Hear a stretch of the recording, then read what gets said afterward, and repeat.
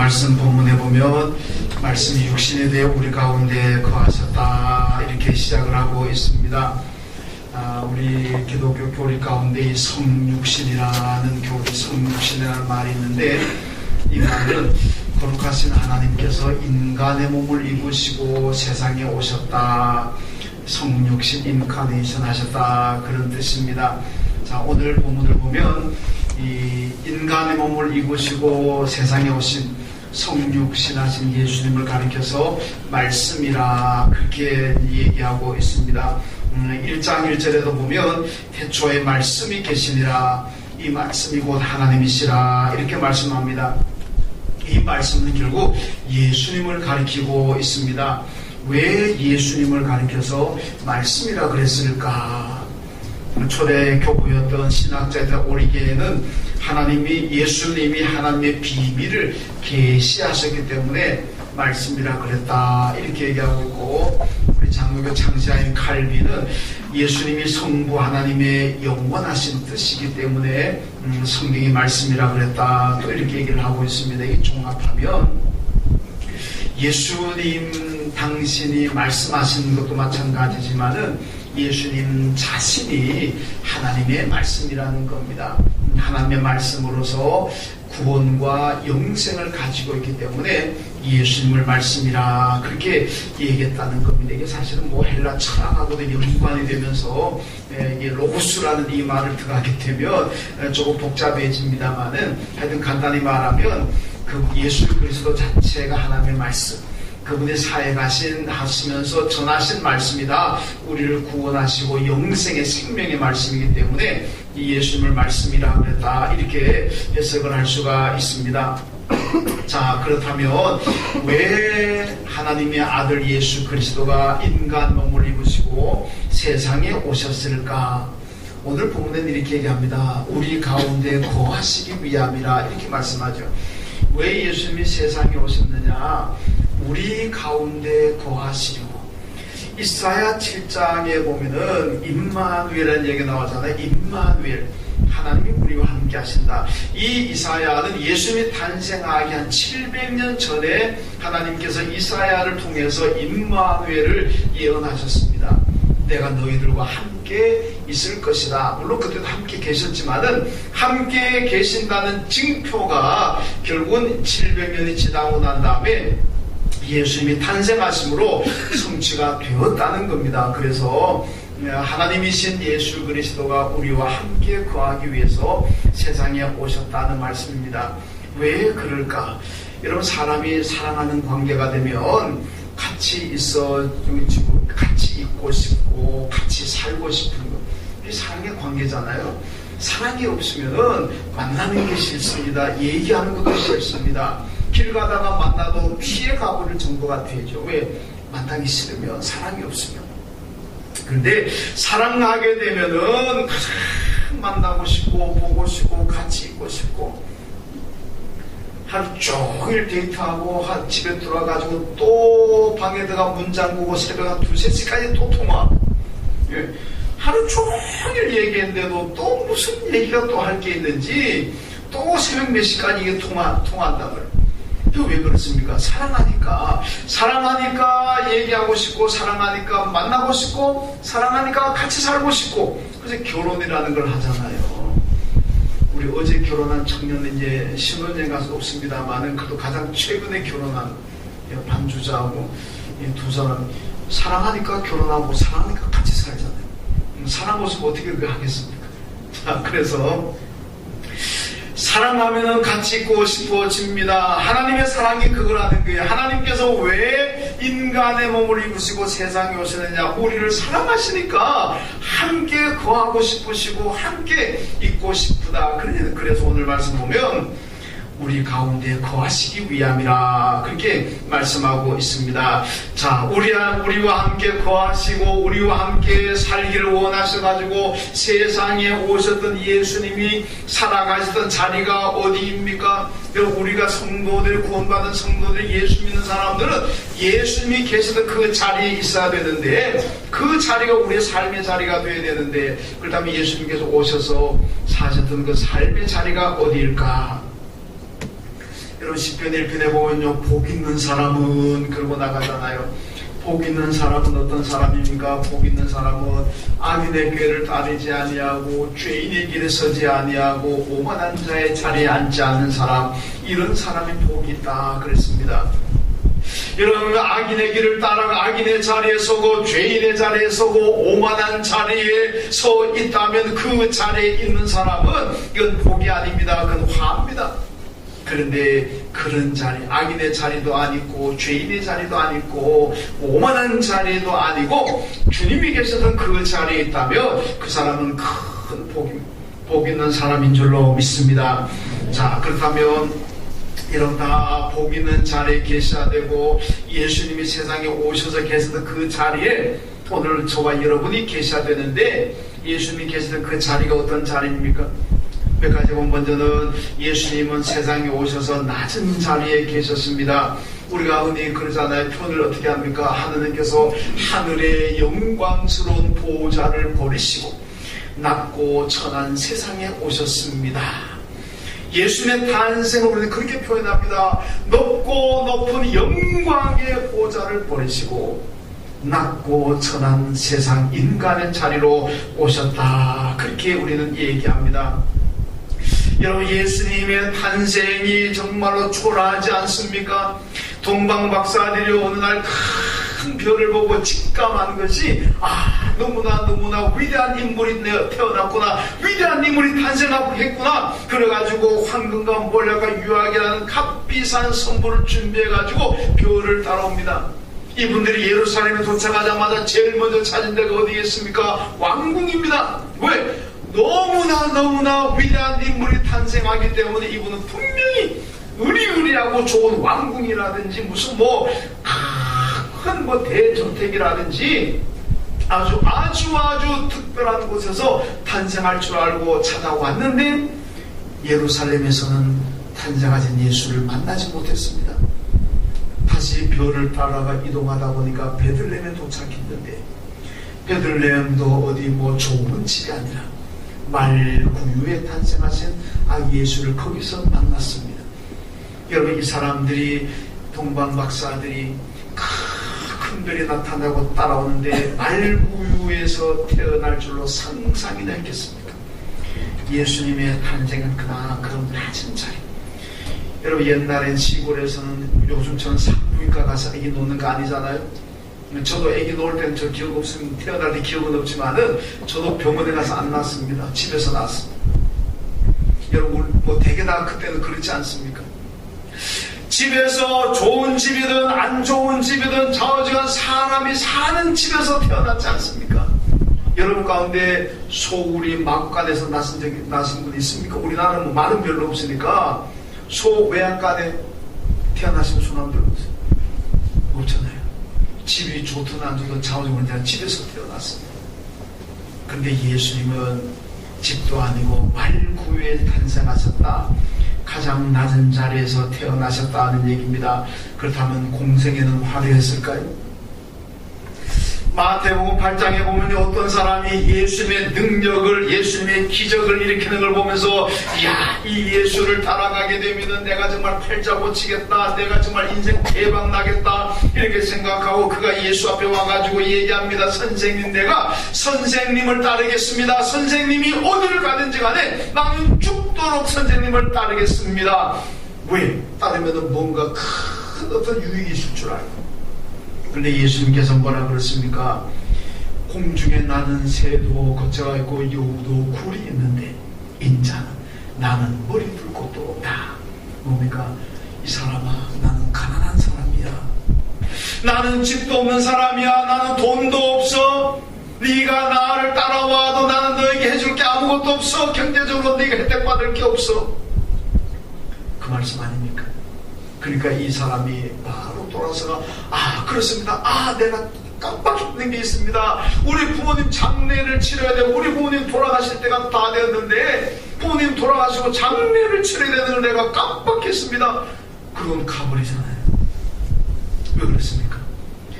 뭔가 예수를 따라다니게 되면은 큰 간을 얻을 줄 알고 어딜 가든지 따르겠습니다. 그런데 예수님 말씀은 난 누구도 가질 것이 없어. 공중의 새도 집이 있고 뭐 말에 구는 말도 다 집이 있지만 나는 집도 없어. 그러니까 이 사람이 따라가고 별 볼로구나, 허탕치 했구나. 그래서 핑계대는 것이 우리 부모님이 아직 살아계신데 장례 칠 때가 내가 못 가겠습니다. 그리고 돌아가 버리잖아요. 이런 큰 것을 바라고 하는데 실망하고 떠났습니다. 왜 그렇습니까? 예수님에게 아무도 없었다는 얘기입니다. 낮은 자리에 계셨고 낮은 자리에 사시던 분이라는 얘기입니다. 여러분, 예수님의 자리는 세상이 볼 때는 하찮은 자리입니다. 그러나 여러분, 예수님의 그 자리에 선다는 것이 이게 바로 우리에게는 큰 복이라는 얘기입니다. 왜? 하나님은 예수님의 자리에 있는 사람들을 축복하십니다. 예수님 말씀하잖아요. 교훈으로 너희가 어디 가든 처음부터 높은 자리에 올라가지 말아라. 내가 가서 높은 자리에 올라갈 자격이 되는 줄 알고 높은 자리에 올라가 앉았는데 나중에 오는 사람이 나보다 더 높은 사람이 오게 되면 어떻게 합니까? 나는 그 자리에서 내려와야 돼요. 왜? 나보다 더 높은 사람이 왔으니까. 그럼 얼마나 창피하냐. 세상 말로 얼마나 쪽팔리냐는 얘기죠. 그러니까 그러지 말고 처음에 가면 낮은 자리에 있어라. 낮은 자리에 앉아있으면 누가 와가지고, 주인이 와가지고, 아이고 이렇게 높으신 분이, 높으신 어른이 어떻게 이렇게 낮은 자리에 있습니까? 상승으로 올라가셔야죠. 그때 올라가면 얼마나 영광스러우냐는 얘기죠. 처음부터 높은 자리에 타지 말고 낮은 자리에 있어라 하는 얘기입니다. 여러분이 겸손한 사람과 교만한 사람의 특징이 뭔지 아십니까? 겸손한 사람은요, 자비하고 낮은 자리를 찾습니다. 낮은 자리를 찾아서 내려가는 사람이 겸손한 사람이고, 교만한 사람은 어디 가든지 간에 높은 자리 없나? 저게 내 자리인데 높은 자리 찾는 사람이 바로 교만한 사람이라는 얘기입니다. 여러분, 낮은 자리는요, 어떤 것이 낮은 자리입니까? 우리 신앙인들은 낮은 자리에 있어야 되는데, 낮은 자리가 어떤 자리입니까? 잘 기억하세요. 낮은 자리는 남을 높여주는 자리, 남을 나보다 낮게 여기는 자리, 남을 존중해주고 남을 존경하는 자리, 이게 낮은 자리입니다. 여러분, 높은 자리에 있다고 생각하는 사람은요, 남을 칭찬하지 못합니다. 남을 높여주지 못해요. 남을 존경하지 못해요. 왜? 자기가 최고인데. 낮은 자리에 있는 사람이 남을 나보다 낮게 여기는 거예요. 그 사람을 존중하고 존경하게 되는 겁니다. 그러므로 우리는 항상 낮은 자리에 있어야 됩니다. 여러분, 물을 보세요. 물의 특징이 뭡니까? 물은 항상 낮은 곳으로 흐릅니다. 여러분, 물이 인간의 어떤 기계의 힘으로 물리력으로 하지 않고 자연 상태의 물이 높은 데로 올라가는 거 봤습니까? 없습니다. 물은 항상 낮은 곳을 찾아 흐릅니다. 그러므로 우리 성도들은 이 물과 같이 돼야 돼요. 어떻게? 낮은 자리 찾아서 들어가. 어디 가서든지 간에 내가 낮은 자리에 서야 되겠다. 이런 믿음과 이런 마음을 가지고 사는 것이 바로 예수님의 마음이라는 말씀입니다. 여러분, 사람들은 높은 자리가 복인 줄 알고 자꾸 높은 자리를 탐냅니다. 그러나 그건 복이 아닙니다. 왜? 하나님은 예수님처럼 낮은 자리에 있는 사람에게 복을 주시기 때문에 그렇습니다. 여러분, 겸손한 신앙인들, 온전한 신앙인들은 언제나 낮은 자리를 찾습니다. 낮은 자리에 섭니다. 교만한 사람들이 높은 자리에 가려고 그러지. 온전한 믿음을 가지고 있는 사람이라면, 겸손한 믿음을 가지고 있는 사람이라면 언제나 낮은 자리를 찾습니다. 그래서 우리가 낮은 자리에 있어야 됩니다. 예수님께서 세상에 오셔서 계셨던 자리가 낮은 자리입니다. 남을 높여주는 자리, 남을 나보다 낮게 여기는 자리, 그 자리가 낮은 자리입니다.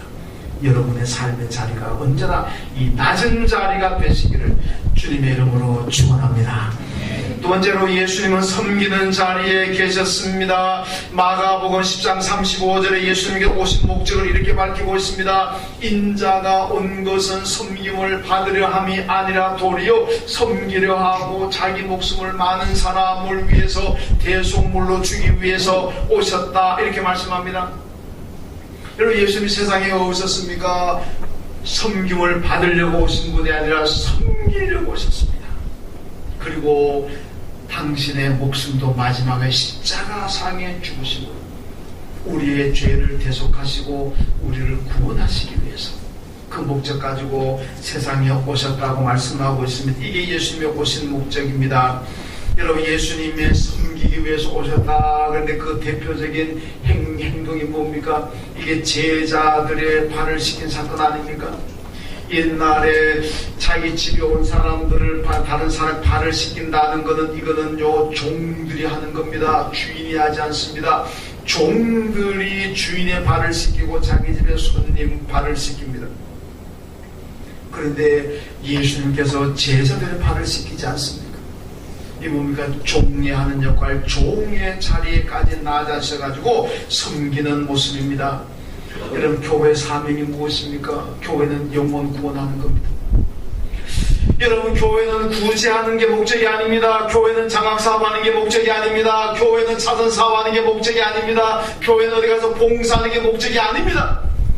교회가 세워진 목적은요 영혼 구원입니다. 복음을 전해가 예수 믿게 만드는 것, 복음을 전해서 예수 믿게 만들기 위해서 필요한 일을 합니다. 그게 뭐냐? 구제가 되고 장학사업이 되고 봉사가 되고 자선이 되고 그러는 거예요. 그 자체가 목적이 아닙니다. 여러분, 예수님께서 세상에 오셔서 병자도 고쳤습니다. 죽은 자도 살리셨습니다. 귀재도 쫓아냈습니다. 배고프고 굶주린 사람들에게 먹을 것도 주셨습니다. 그러고 난 다음에 예수님 뭐라 그럽니까? 얘기하지 말라 그러잖아요. 얘기하지 말라.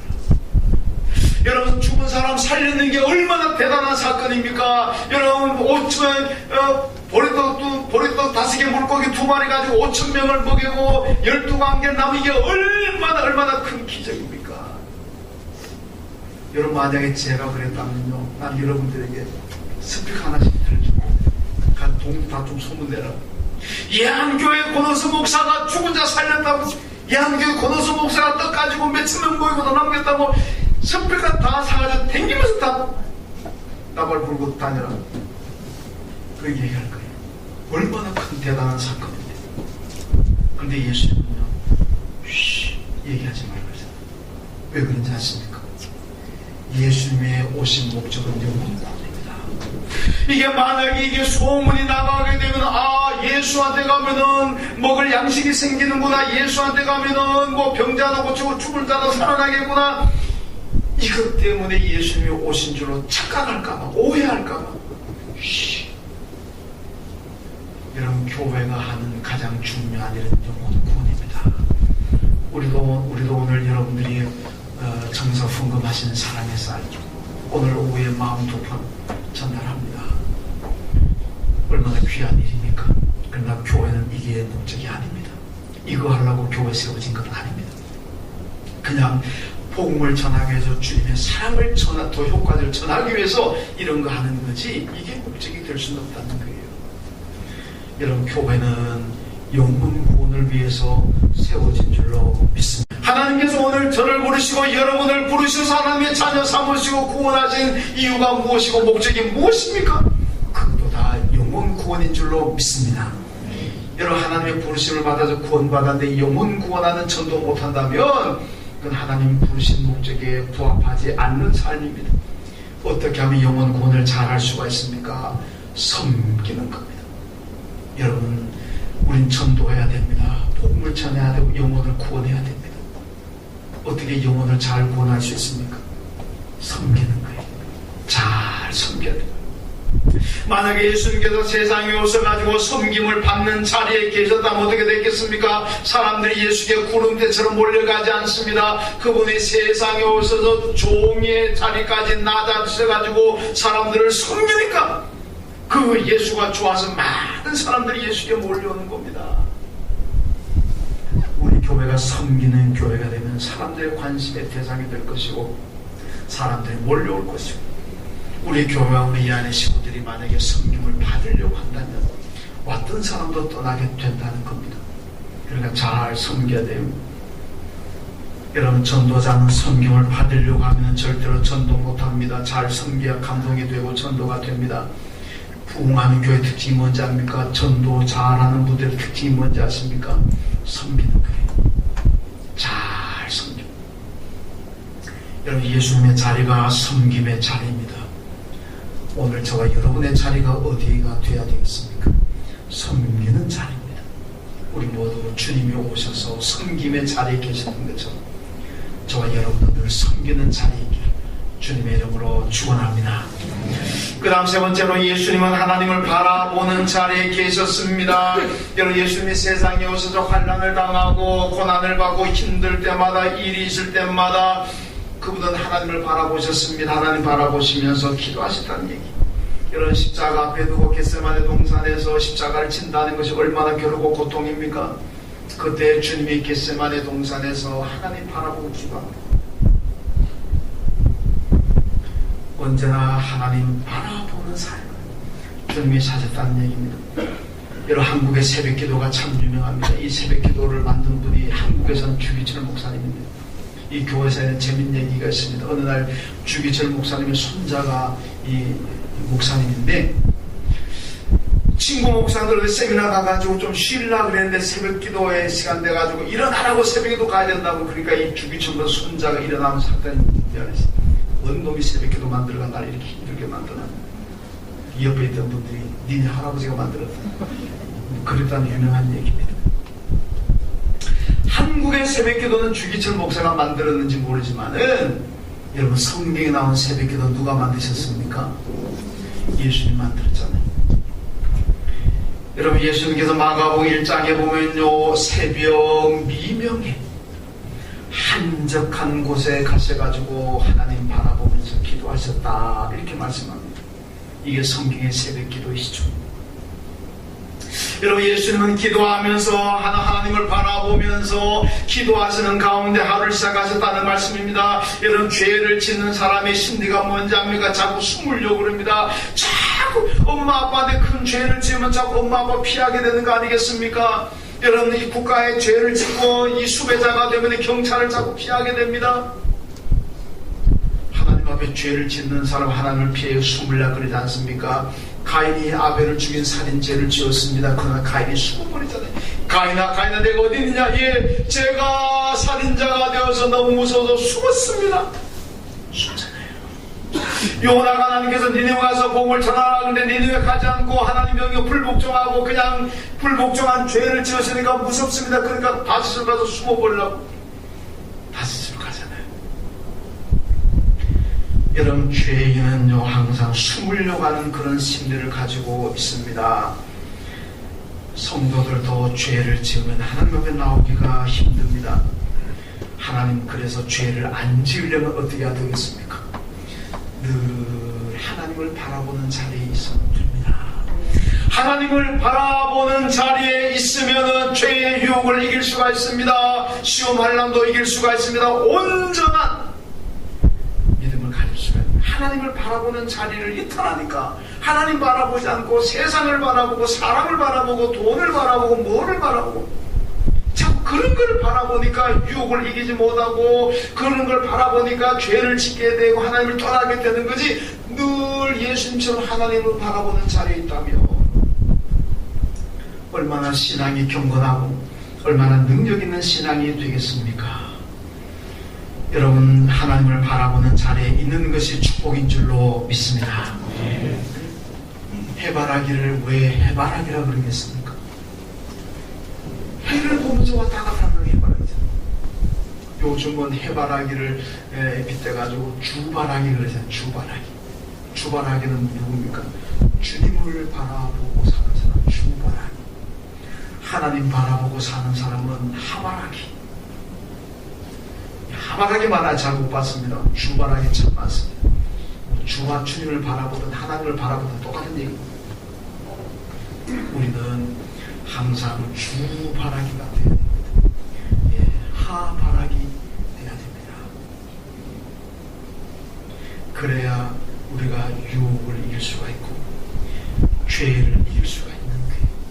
하나님 바라보자면 주 바라보자. 그냥 세상과 사람 바라보게 되면 그 유혹을 이기지 못한다는 얘기입니다. 에스겔에게 환상이 보였는데요. 바벨론 포로지에서 포로민 되었던 에스겔에게 하나님께서 예루살렘 환상을 보여줍니다. 그 환상 가운데 하나가 뭐냐면 너는 이제 장차 이스라엘 돌아갈 것에서 돌아가면은 예루살렘의 맨 가운데 정중앙에다가 성전을 세워라.